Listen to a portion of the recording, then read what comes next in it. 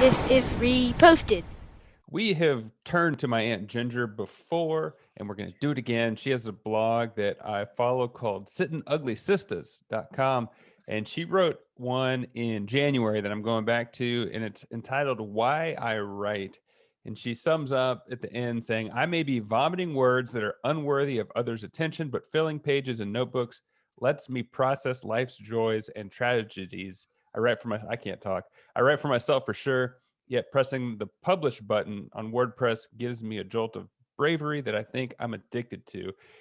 I think this could be an example of done is better than perfect. And it also makes me think about Ed Sheeran, about how he says he writes every day and it's like turning on the tap and dark water comes out and it finally flows clear. It finally flows clear. So I think it's I don't know, I think it's an interesting concept. I don't have anything super deep on this, but just writing every day or getting your thoughts out into the world, I think is an interesting practice. Do you do that?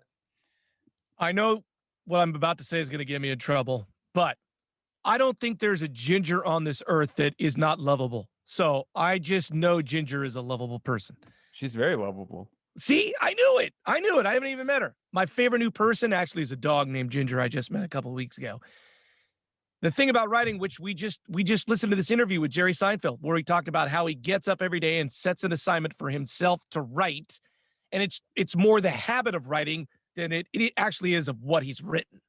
Yeah, I think he said that he sits at his desk, and even if nothing happens, like you have to be quiet. I think that was advice he was giving to one of his kids. Yeah, and it's like it just has to be part of your routine. And I think I did that. I traveled for a while and I made a conscious effort to keep a diary during that. And I think I have better memories of it because the entire time I was traveling, every night I had to summarize what I had done. I haven't read that diary in a while, but it's just like a way of highlighting things that were good. I mean, it could be people do it for a gratitude journal or they do it for anything. I don't know what a substitute for this would be, though. Maybe a podcast. I more once again, I don't know if Aunt Ginger is a famous writer. I Googled her and didn't really find lots of books, but I like that she found something that gives her life. Like that's what gives her life. Sitting down, writing makes her happy. She feels connected, and that she takes the time to do it every day. I'm all for it, regardless of whatever happens to the words. It's happy. I'm happy for her.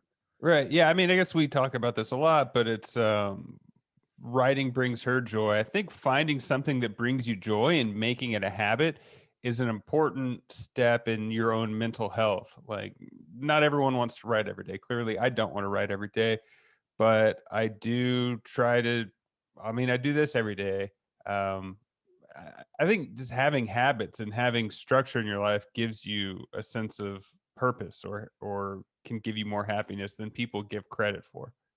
It sounds kind of stupid to say, but I feel like most people are not like Aunt Ginger and get to their however old she is, 50s or so ish, and not know what they like to do. I know that seems stupid, but I feel like you can get to 50 years old of age and be like, I don't even know what I like to do. And the fact that she knows what she likes to do, I think winning's half the battle. Yeah, I mean, she's been doing it since 1968. She started writing in her red 5-year diary and filled it up 4 years later. Do you know what you want to do? I mean, we're saying most people don't. I'm not sure what I want to do, Larry. What do you? Well, what do you do? That's such a big, huge bite, not a bite-sized, tiny bite-sized morsel. Like, what do you really like to do? What do you connect with? So does that say your job, your hobbies, your wife, your life? I love people. I mean, that's my thing. I love talking to people and asking questions. And I used to think that needed to be Charlie Rose, not the bad part of Charlie Rose, but it could just be getting to know your neighbor, your friend. So for me, just asking questions and learning things, being curious, that's what I found that I like to do. I think that's an interesting concept of what you should be doing. Like a lot of people look at it in the macro sense. You have a kid that's about to be going into high school, and I bet you she's going to start getting questions. What do you want to do when you grow up? And I don't think you have to think of it in those terms. I mean, especially now, they say you're going to change jobs 4 times in your career, whatever the number is. And it used to be you would go to work for GM, get a gold watch after you retired. And I think it's find what you're interested in doing for the foreseeable future and be open to the idea of pivoting. I mean, she's been writing her entire year. She was an English teacher. She loved it. She stayed loving it. I did things and I liked them a lot at the time. And I was like, well, all right, this has run its course.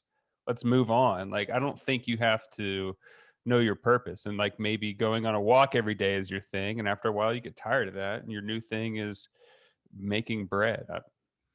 Or, we have a friend, mutual friend, Don, who I feel like lives to paraglide.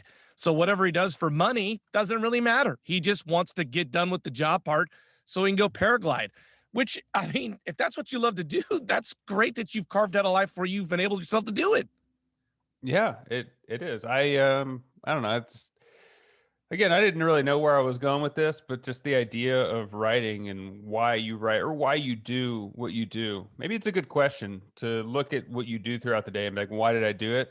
Was it for joy or was it for because I had to? And sometimes you have to do stuff. I really hate the term find your bliss, but I mean, that's kind of coming to mind right now. Like, do stuff that makes you happy within your control. Like, you can't say working at CVS doesn't make me happy, so I have to quit. Like that, maybe you need that paycheck, but like eating green eggs and ham for breakfast makes you happy, so you do that. Time is truly infinitesimal. Like the universe and the bigness of everything that's existed. We are here for such a tiny little blip. And I feel this pressure to be somebody, to make something of my life, to have a good job, to be successful, make a lot of money. But all of that doesn't matter. If you can enjoy your day, if you can wake up and be Aunt Ginger and find peace writing, that is what's successful on your tiny little 5-second blip that we get to spend on this hunk of earth, not anything else. Are you finding joy in the present moment? Kudos to Aunt Ginger. Yeah, I think if we found the mission statement for this episode, be more like Ginger.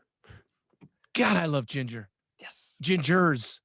Well, if you also love Ginger, please reach out. You can find us at Reposted Podcast on Facebook, Twitter, or Instagram. I'm Andrew Keller for Barbara Streisand, and thanks for stopping by.